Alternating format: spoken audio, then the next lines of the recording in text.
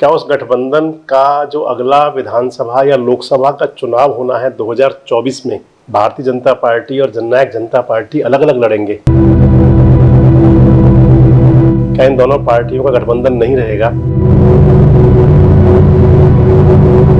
ये बहुत बड़ा सवाल है।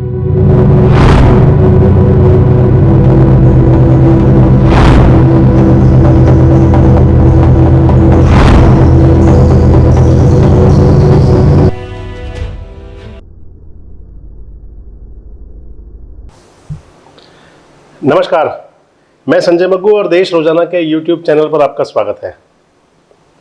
हरियाणा के अंदर भारतीय जनता पार्टी और जननायक जनता पार्टी का जो गठबंधन है, जिसकी आज प्रदेश में सरकार चल रही है, क्या वो गठबंधन अपनी अंतिम सांसें ले रहा है? क्या वो गठबंधन जल्दी टूट सकता है? क्या उस गठबंधन का जो अगला विधानसभा या लोकसभा का चुनाव होना है 2024 में, क्या उस लोकसभा और विधानसभा के चुनाव को भारतीय जनता पार्टी और जननायक जनता पार्टी अलग अलग लड़ेंगे? क्या इन दोनों पार्टियों का गठबंधन नहीं रहेगा? क्या चुनाव में दोनों पार्टियों की अपनी अलग अलग राह होगी? ये बहुत बड़ा सवाल है जो आज प्रदेश के उस आम आवाम, आम लोगों के साथ साथ राजनीति में जो रुचि रखते हैं उनके लिए ज़रूरी होगा, और वो इस सवाल पर मंथन भी करते होंगे, उसका जवाब भी खोजते होंगे। अगर माने तो जो हरियाणा प्रदेश के अंदर भाजपा और जजपा गठबंधन की जो सरकार चल रही है, ये तो ठीक है कि सरकार कंटिन्यू चल रही है। सरकार के अंदर नई नियुक्तियां भी हो रही हैं। जेजेपी के भी मंत्री 3 सरकार के अंदर हैं, डिप्टी सीएम और 2 मंत्री हैं। जब जब चेयरमैन बनते हैं तो जेजेपी के नेता भी चेयरमैन बनते हैं। ये भी ठीक है कि नगर परिषद और जो नगर पालिकाओं के जो चुनाव हुए थे, वो चुनाव भी दोनों पार्टियों ने गठबंधन के साथ लड़ा था। ये भी ठीक है कि राज्यसभा के चुनाव में भी दोनों पार्टियां गठबंधन में थी। लेकिन जिस प्रकार के दोनों पार्टियों के नेताओं के बयान आते रहते हैं और दोनों पार्टियों का जो नेतृत्व है, वो दबी जबान में कहीं ना कहीं इस बात को इंगित करता रहता है, इस बात की तरफ इशारा करता रहता है कि गठबंधन की राह आसान नहीं है, गठबंधन में सब कुछ ठीक नहीं है। इस बात का जिक्र आज इसलिए क्योंकि अभी हाल ही में 2 दिन पहले ही जो हिसार के सांसद हैं, भारतीय जनता पार्टी के सांसद, पूर्व नौकरशाह हैं, पूर्व आईएएस अधिकारी हैं, बृजेंद्र सिंह, चौधरी वीरेंद्र सिंह के सुपुत्र हैं। बृजेंद्र सिंह ने एक कार्यक्रम चल रहा था, उसके अंदर कुछ अखबार नवीसों ने उनसे पूछा कि क्या गठबंधन में अगला चुनाव भी होगा, तो सीधे सीधे स्पष्ट शब्दों में बृजेंद्र सिंह ने ये कहा कि अगला चुनाव गठबंधन में मैं समझता हूँ नहीं होना चाहिए और नहीं लड़ा जाना चाहिए।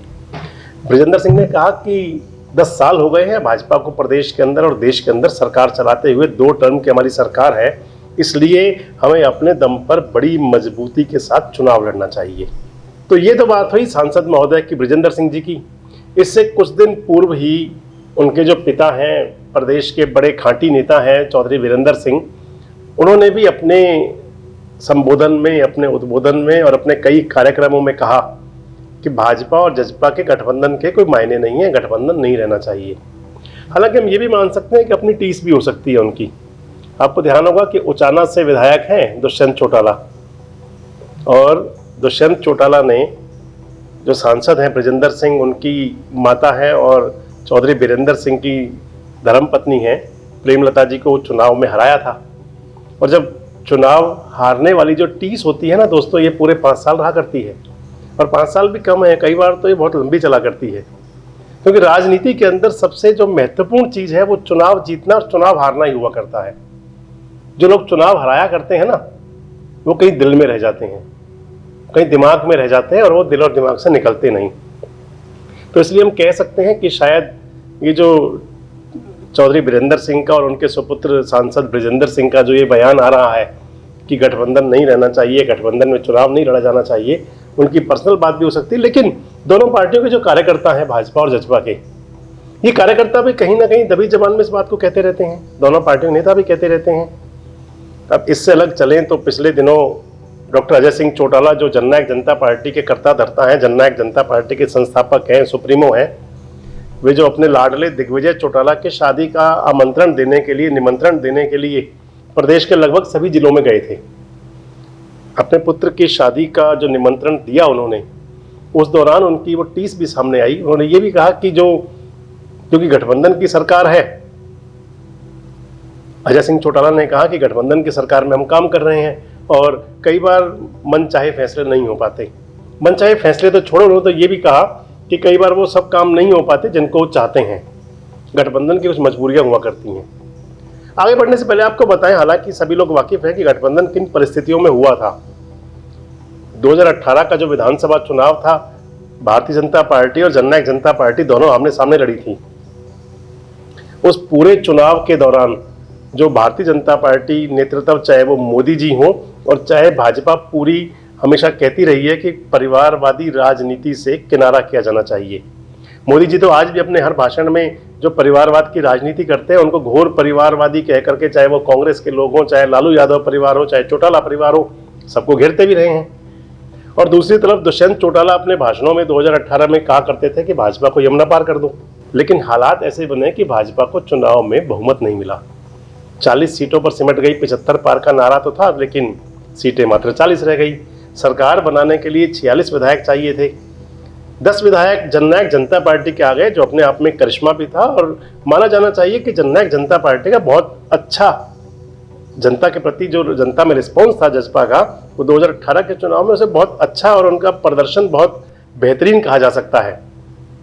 और उन 10 सीटों की बदौलत जो 10 विधायक जजपा के चुन कर आए, उसके बदौलत हरियाणा प्रदेश के अंदर जननायक जनता पार्टी और भाजपा का गठबंधन हुआ। दोनों पार्टियों के अंदर एक साझा कार्यक्रम बना, पॉलिसियां बनाने के लिए कमेटी बनी।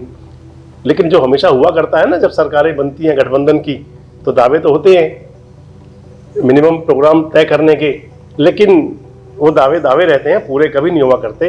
उन दावों को आज तक भी पूरा नहीं हुआ। और वो दुष्यंत चौटाला के, मैं वापस आपके पास आ रहा हूँ उसी बात पर, दुष्यंत चौटाला की और जजपा की जो पिछले दिनों जींद में रैली हुई थी, उसमें दुष्यंत चौटाला हो, चाहे डॉक्टर अजय सिंह चौटाला हो, चाहे और वक्ता, सभी ने कहा था कि जो हमारे वादे थे वो कहीं पूरे नहीं हो पा रहे और इसके लिए जरूरी है कि अगले चुनाव में हमें पूरी ताकत दें। नैना चौटाला ने कहा था कि एक बार दुष्यंत चौटाला को मुख्यमंत्री बना दो। तो मैं जो आपसे बात कर रहा हूं ना कि ये गठबंधन कितना प्रभावी आगे रह सकता है, क्या गठबंधन अंतिम सांसें ले रहा है।